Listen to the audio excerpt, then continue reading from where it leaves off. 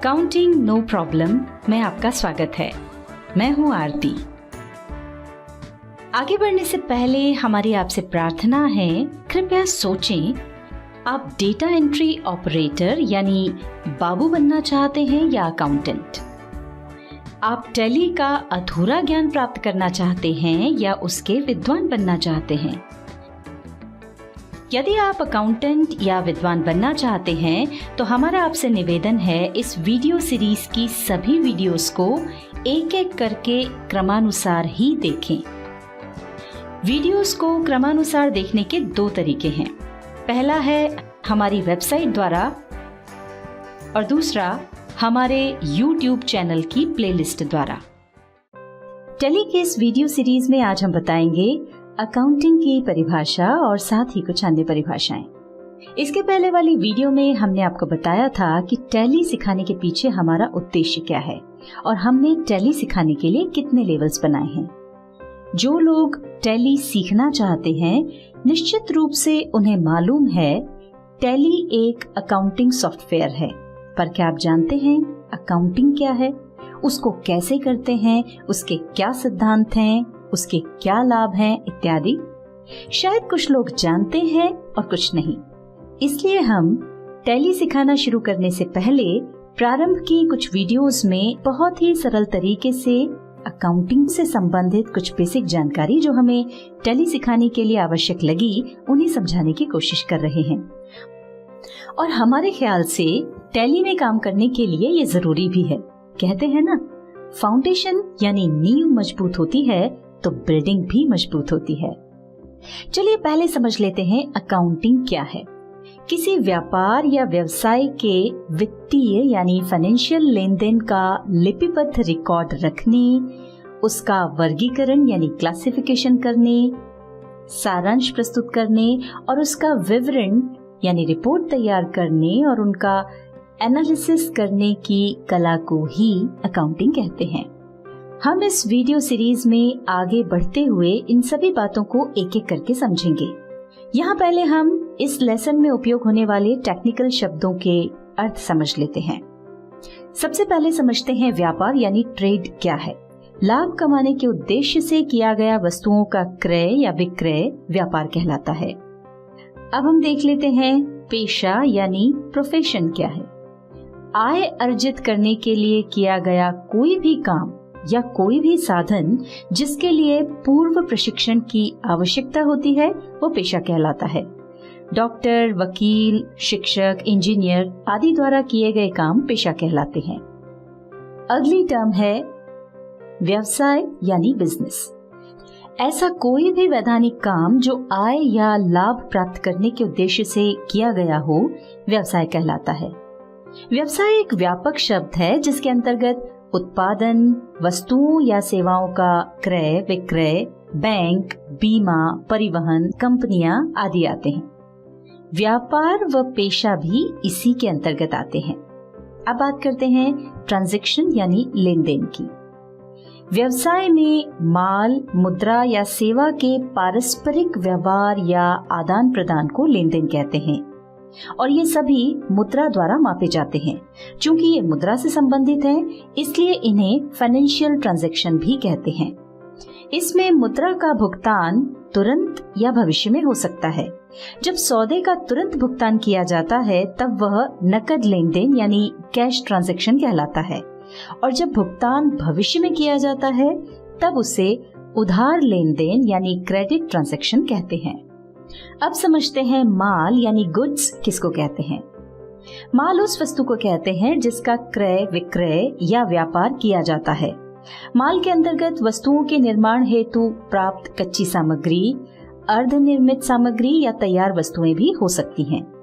उदाहरण के लिए वस्त्र विक्रेता द्वारा खरीदा गया कपड़ा, शक्कर मिल द्वारा खरीदा गया गन्ना व निर्मित शक्कर, फर्नीचर के व्यापारी द्वारा फर्नीचर बनाने के लिए खरीदी गई लकड़ी व तैयार फर्नीचर, अनाज के व्यापारी द्वारा खरीदा गया अनाज उन व्यापारियों के लिए माल है। अगली टर्म है क्रय यानी परचेज। पुनः विक्रय के उद्देश्य यानी बेचने के उद्देश्य से व्यापार में खरीदा गया माल क्रय या खरीदी कहलाता है। व्यापार में माल को नकद या उधार खरीदा जा सकता है, जिसे कैश परचेस या क्रेडिट परचेस कहते हैं। यहाँ एक बात का ध्यान रखें, व्यापारी जिस भी वस्तु का व्यापार करता हो उसके अलावा यदि कोई अन्य वस्तुएं खरीदता है तो वो खरीदी परचेस नहीं कहलाएगी।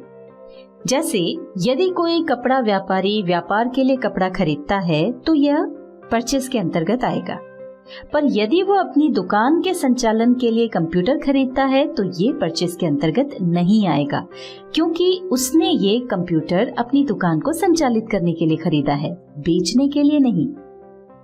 विक्रय यानी सेल्स। किसी भी व्यापार में कोई माल लाभ कमाने के उद्देश्य से बेचा जाता है तो ये सेल्स कहलाता है। व्यापार में माल को नकद या उधार बेचा जा सकता है, जिसे कैश सेल्स या क्रेडिट सेल्स कहते हैं। नकद और उधार विक्रय को मिलाकर कुल विक्रय यानी टोटल सेल्स को टर्नओवर कहा जाता है।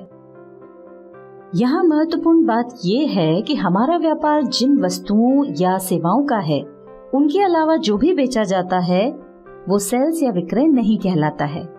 उदाहरण के लिए मान लीजिए आपका इलेक्ट्रॉनिक्स आइटम का शोरूम है और आप इलेक्ट्रॉनिक्स का सामान बेचेंगे तो इसे सेल्स कहा जाएगा, लेकिन यदि आप अपने शोरूम का पुराना फर्नीचर बेचते हैं तो ये सेल्स नहीं कहलाएगा।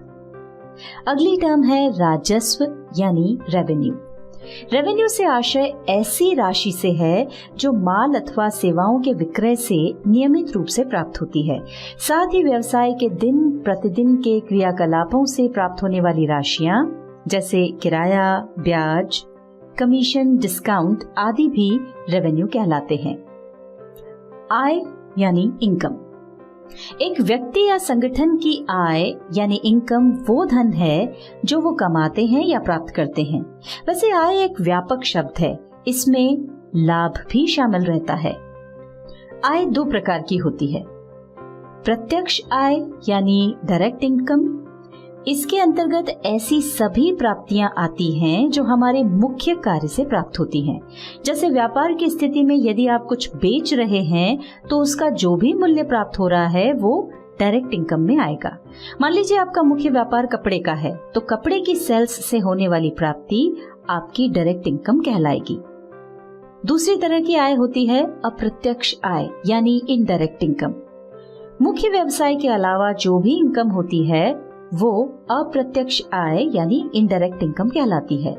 उदाहरण के तौर पर यदि आपका कपड़े का व्यापार है तो उससे प्राप्त होने वाले आय के अतिरिक्त जो भी आय होती है, जैसे आपने कुछ गोदाम किराए पर दिए हुए हैं तो उनका किराया, या फिर आपने कुछ रुपया बाजार में उधार दिया हुआ है तो उससे प्राप्त होने वाला ब्याज आपकी इनडायरेक्ट इनकम कहलाएंगे। अगली टर्म जो हम आपको समझाने जा रहे हैं वो है व्यय यानी एक्सपेंसेस। एक व्यक्ति या संगठन का व्यय यानी एक्सपेंसेस वो धन है जो हम अपने काम के दौरान कुछ करते हुए खर्च करते हैं। यह भी दो प्रकार का होता है। पहला है प्रत्यक्ष व्यय यानी डायरेक्ट एक्सपेंसेस। इसके अंतर्गत हमारे मुख्य कार्य से संबंधित जो भी सीधे खर्च होते हैं वे आते हैं। जैसे व्यापार की स्थिति में यदि आप बेचने के लिए कुछ खरीदते हैं या खरीदे हुए माल पर सीधे कोई खर्च करते हैं तो उस पर जो भी धन खर्च होता है वो प्रत्यक्ष व्यय यानी डायरेक्ट एक्सपेंसेस कहलाता है। उदाहरण के लिए आपका मुख्य व्यापार कपड़े का है तो आप जो कपड़ा खरीदते हैं उसका मूल्य, कपड़े पर कोई एम्ब्रॉयडरी करते हैं उसका खर्च, उसे अपने गोडाउन या फैक्ट्री तक पहुंचाने के लिए गाड़ी भाड़ा देते हैं, तो ये सब खर्चे आपके डायरेक्ट एक्सपेंसेस माने जाएंगे क्योंकि वे कपड़े को बेचने योग्य बनाने में मदद कर रहे हैं। दूसरी तरह का व्यय है अप्रत्यक्ष व्यय यानी इनडायरेक्ट एक्सपेंसेस।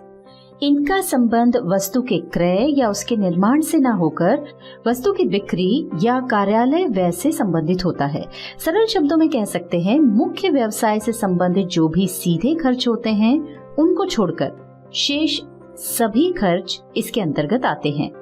जैसे व्यवसाय या व्यापार को चलाने में सहयोग करने के लिए जो भी खर्च होते हैं, जैसे ऑफिस से संबंधित कर्मचारियों की तनख्वाह, ऑफिस का बिजली बिल, स्टेशनरी खर्च, डेप्रिसिएशन इत्यादि।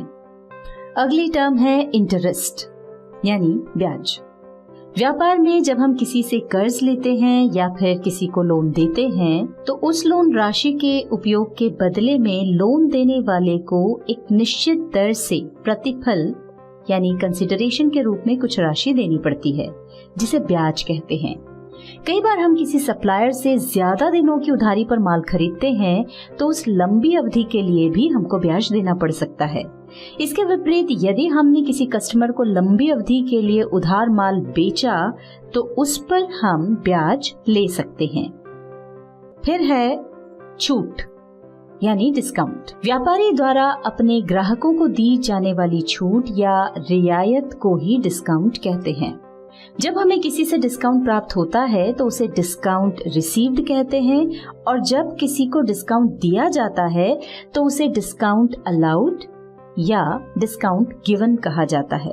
यह डिस्काउंट दो प्रकार का हो सकता है। पहला है व्यापारिक बट्टा यानी ट्रेड डिस्काउंट। व्यापारी माल बेचते समय ग्राहक को माल के मूल्य में कुछ राशि कम करता है या बिल की राशि में से कुछ राशि कम करता है। इस तरह की छूट को बिल में ही कम कर दिया जाता है, इसे ही ट्रेड डिस्काउंट कहते हैं। प्रायः ये छूट ग्राहकों को अधिक माल खरीदने के लिए प्रेरित करने के लिए दी जाती है। दूसरा है नकद बट्टा यानी कैश डिस्काउंट। व्यापारिक चलन के अनुसार प्रत्येक ग्राहक को एक निश्चित अवधि में भुगतान करने की सुविधा प्रदान की जाती है। अगर ग्राहक निश्चित अवधि के पहले ही भुगतान कर दे तो उसे कुछ छूट दी जाती है, जिसे कैश डिस्काउंट यानी सीडी भी कहा जाता है। प्राय यह डिस्काउंट प्रतिशत के रूप में दिया जाता है, जैसे 2% कैश डिस्काउंट या 3% कैश डिस्काउंट इत्यादि। कैश डिस्काउंट के लालच में ग्राहक शीघ्र भुगतान करने के लिए प्रोत्साहित होता है। अब आता है कमीशन। जब किसी व्यक्ति या संस्था को किसी का काम करने जैसे कुछ खरीदने या बेचने में सहायता देने या अन्य कोई काम करने के प्रतिफल स्वरूप कुछ पारिश्रमिक मिलता है तो उसे कमीशन कहते हैं।